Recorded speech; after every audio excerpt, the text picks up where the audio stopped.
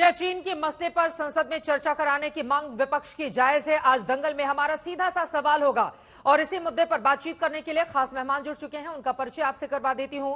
राज्यवर्धन सिंह राठौर जी, पूर्व केंद्रीय मंत्री, इस वक्त हमारे साथ मौजूद हैं। आप सांसद हैं भारतीय जनता पार्टी के।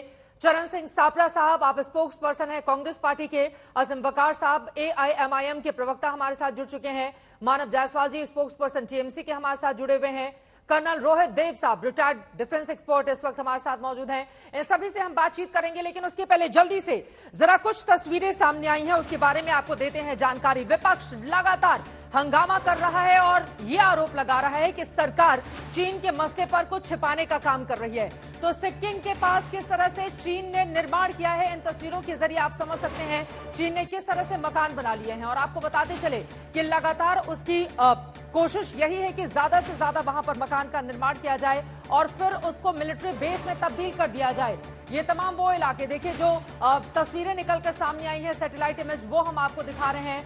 लंगबार बप्पो गांव की ये तस्वीरें हैं जहां पर तेजी से बनाता हुआ इंफ्रास्ट्रक्चर जो तस्वीरों में कैप्चर हुआ है और बाकायदा अमेरिका की ओर से भी इस बारे में साफ साफ कहा गया है कि हां, सीमा को बदलने में लगातार जुटा हुआ है और इंफ्रास्ट्रक्चर को तेजी से वहां पर डेवलप कर रहा है चीन। और यहां पर आपको दिखा रहे हैं कि भूटान में चीन का कब्जा किस तरह से। देखिए, डोकलाम के पास चीन के निर्माण सितंबर 2020 की ये तस्वीरें हम आपको दिखा रहे हैं। लेकिन मौजूदा तस्वीर में अगर इसको हम तब्दील करेंगे, अब जिस तरह की तस्वीरें सामने आई हैं, यहां पर जो निर्माण है वो और तेजी से आगे बढ़ गया है। अगली तस्वीर पर आ जाते हैं। नवंबर 2021 में ये इलाका आप देखेंगे, नवंबर 2021 में ये पूरा का पूरा हिस्सा खाली नजर आता है। लेकिन उसके बाद अगर दिसंबर 2022 की बात करें तो यहां पर ये पूरा का पूरा मकान का निर्माण चीन की ओर से कर लिया गया है। पांगडा गांव है जहां की तस्वीरें इस वक्त हम आपको टीवी स्क्रीन पर दिखा रहे हैं। जल्दी से इस तस्वीर को चेंज किया जाए। अब देखिए, पुलिया मकान किस तरह से बनाता जा रहा है चीन, ये वो तस्वीर है।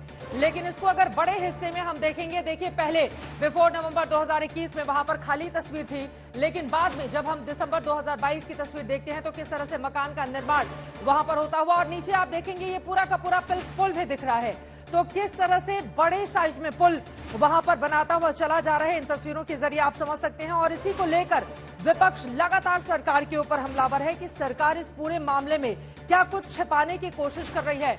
और ये तस्वीरें भूटान में चीन का विस्तार किस तरह से जारी है और अपनी महत्वाकांक्षा को आगे बढ़ाता हुआ विस्तारवादी चीन का ये जो ताजा इमेज है वो हम आपको दिखा रहे हैं। जंगल को काट कर वहां पर देखिए नए निर्माण के लिए तैयारी तेजी से कर रहा है चीन और यही हिंदुस्तान के लिए एक बड़ा खतरा भी है। इन्हीं तस्वीरों के सामने आ जाने के बाद आपको बताते चले विपक्ष की ओर से लगातार ये सवाल पूछे जा रहे हैं कि क्या चीन के मसले पर जिस तरह की मौजूदा स्थिति बनी हुई है, क्या सरकार की ओर से चर्चा नहीं कराने की बात पर यह माना जाए कि सरकार की नीयत ठीक नहीं, वो कुछ छिपाने की कोशिश कर रही है। वास्तविक स्थिति क्या है, यह बड़ा सवाल बना हुआ है। और इसी पर चर्चा करते हुए सबसे पहले राज्यवर्धन सिंह राठौर जी, मैं आपके पास आते हुए, मल्लिकार्जुन खड़गे की ओर से आज सीधा बयान दिया गया। उनकी ओर से कहा गया कि संसद में चर्चा कराने से क्यों डर रही है सरकार? सरकार की लाल आंखों पर चीनी चश्मा चढ़ गया है क्या? ये उनके आरोप हैं। राज्यवर्धन जी।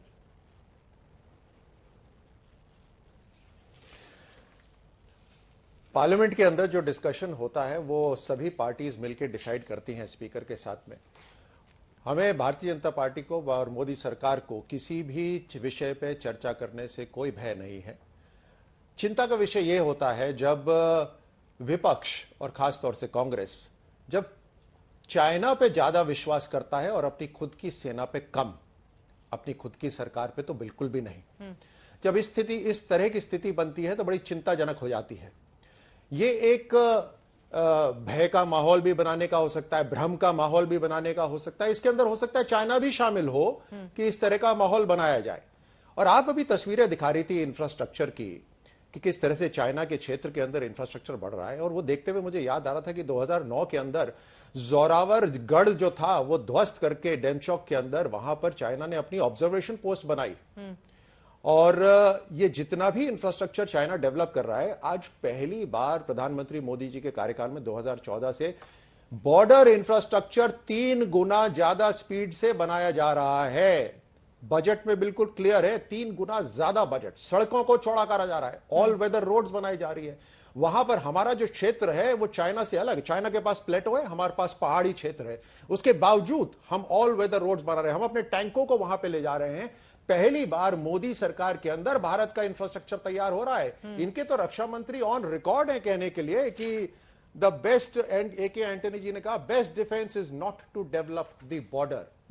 हमारा भारत का बॉर्डर हम डेवलप नहीं करेंगे, नहीं तो कहीं चाइना उसका इस्तेमाल कर लेगा, ये इन्होंने रिकॉर्ड पे कहा हुआ है। तो जो हम बराबरी कर रहे हैं आज, और इसीलिए communist party of China, China की सेना को तकलीफ हो रही है। लेकिन अचंभे की बात यह है कि कांग्रेस को भी तकलीफ हो रही है कि भारत अपना इंफ्रास्ट्रक्चर डेवलप कर रहा है, उससे कांग्रेस के भी पेट में दर्द हो रहा है। ये विश्वास तो करते ही नहीं है इन्होंने। तो ये तो वो है जिनके समय मुख्यमंत्री अरुणाचल को वीजा नहीं दिया जाता था चाइना का। ये वो है जब इनके प्रधानमंत्री जब अरुणाचल जा रहे थे तो चाइना ने धमकी दी कि अरुणाचल मत जाइए।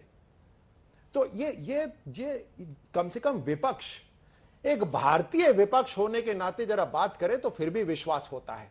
इनकी जो करतूतें हैं वो सबके सामने है। 37,000 स्क्वायर किलोमीटर एरिया तो इन्होंने तोहफे में दिया। साहब, फिर संसद में चर्चा कराने से क्या दिक्कत है? बिल्कुल, आपके पास इतने आंकड़े हैं, वहां पर परिस्थिति क्या है? लगातार हिंदुस्तान की ओर से सड़क का, इंफ्रास्ट्रक्चर का निर्माण किया जा रहा है, उसके लिए बड़ा बजट भी है, आप तमाम बातों का जिक्र कर रहे हैं, तो फिर संसद में चर्चा से क्यों परहेज है सरकार? देखिए, अभी तक जो इनका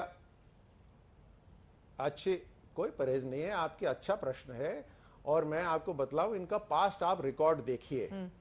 ये कोई चर्चा नहीं करना चाहते, ये सड़क पे बातें करते हैं, ये टीवी पे बड़ी बड़ी बातें करते हैं, लेकिन सदन के अंदर इनके पास बात करने की कोई इनके तर्क ही नहीं होता। ये सीधे कुएं में आ जाते हैं, वेल में आ जाते हैं और सदन की कार्रवाई रोकने की कोशिश करते हैं। अपनी बात कहकर सरकार की बात सुनने की इनकी क्षमता ही नहीं है। इनका ट्रैक रिकॉर्ड आप देख लीजिए, ये भ्रमित करने में, और ये चाइना के साथ मिल लग रहे हैं, जिस तरह से ये चाइना की बात करते हैं। गंभीर आरोप आप लगा रहे हैं।